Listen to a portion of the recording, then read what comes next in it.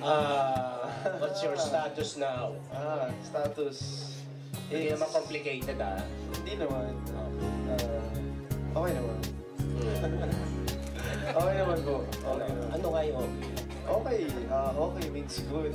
Good. It's very good. Means special. Special. He's like somebody kasi that's always there for me. Parang someone I can tell everything.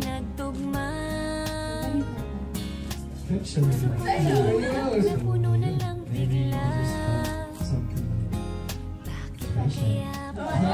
Tapos diretsong tanong daw, kinag ka na raw ba kay Liza? Ako sasabi ko na po sa Hindi ko makikita. Kasi boy, yung movie pa lang ni Bea. Anong title? Yung She's the One. And we went along. Yeah, no. The way Ken looked at her. That time pa lang, meron na talaga. At ramdam mo talaga that the boy was just waiting for her to grow up a little bit.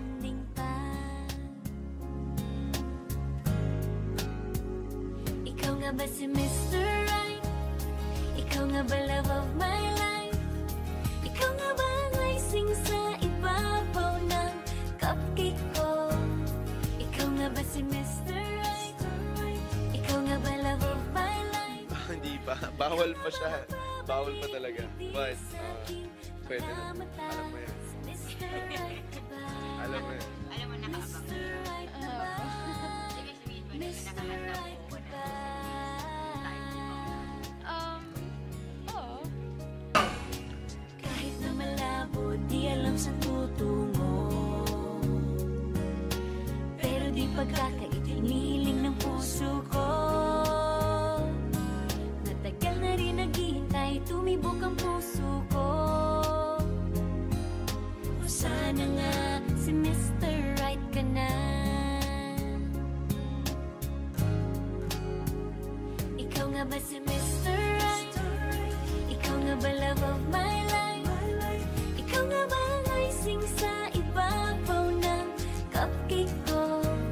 Ikaw nga ba si Mr. Right? Ikaw nga ba love of my life? Ikaw nga ba magbabalik? Text message ko sa'yo. Kagabi. Tayo, good night. Sleep ka na? Sabi ko, sleep na ako. Sige, sabay tayo. Okay, sige. Sleep na tayo. Yan. Tapos may... Sige, text lang. What is it about me that is one of the most? Your smile jokes. Yung pagiging good vibes mo lang lagi. Yeah, and your funny jokes. Yun lang? Ano? That makes you smile the most? Ikaw, you make me smile. Yeah! Yes! Okay.